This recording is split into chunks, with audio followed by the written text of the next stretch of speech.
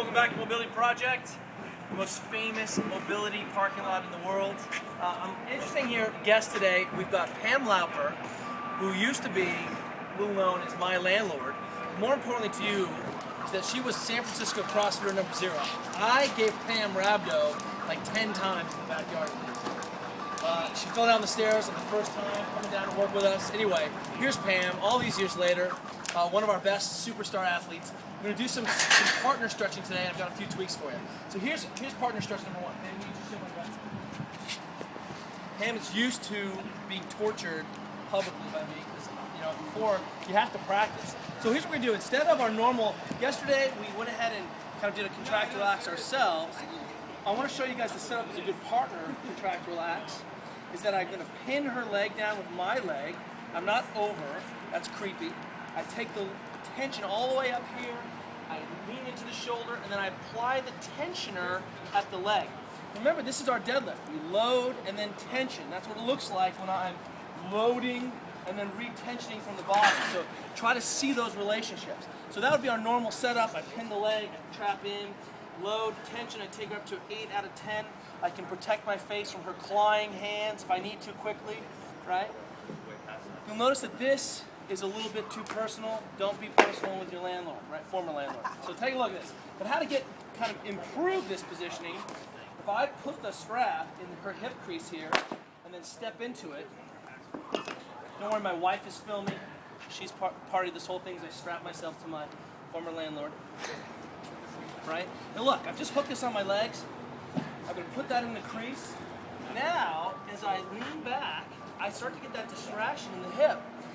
And then I can even trap the leg over and then really wind that hip up. And then do my same partner hip. Is that feeling different? So now, I've got a much more effective vector pulling across the femur, get a distraction in the joint, improve that roll, slide, and glide. And one of the reasons we want to do that and focus on that is that if I'm just stretching physiologic range when I'm PNFing, I'm not necessarily capturing or changing how the joint articulates with itself. What I want to do is improve roll, slide, and glide so I don't just kind of muck up the joint. So what we're trying to do is make sure that that joint is rolling and it's not just taking up all the neural tissues or all the capsular tissues with it. So roll, slide, glide. That's homework number 1. Try that with a partner. Just strap yourself to a stranger. You love it. Right? Okay. Homework number 2. I've been thinking about trying to get some distraction and a better kind of hip mobility piece. TFL, tensor fasciae lata, anterior hip, I've been working on. Go ahead and roll onto your side, Tammy. And put your head right here, would you? Now watch this. What's going to happen is Pam's going to bring her knee to her chest. This protects her inflection. I am going to pull this leg back, and I'm going to turn out away from her. What's going to happen is I'm going to put her leg up on my leg, wind this up, and what I'm going to do then is just be able to lean back, pull that leg in, she can hold this knee or not, and then I'm going to apply the leverage up. You feel that? And that feels good, and it's that lateral part of the leg. It's a really difficult area to stretch. What we're really stretching is a deduction. How do we mobilize all those tissues that limit that adduction? There's Carl Pally, pocket gymnast. Can you do a little pocket gymnast stance for us?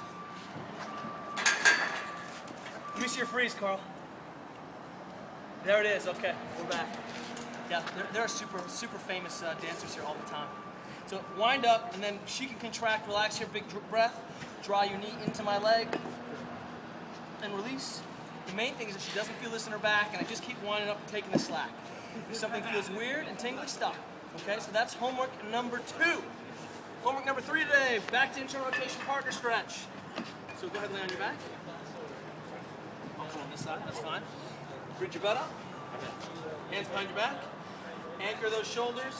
Remove your groin from her face area. Do you see how easy that is? Create some nice distance. And then load on down.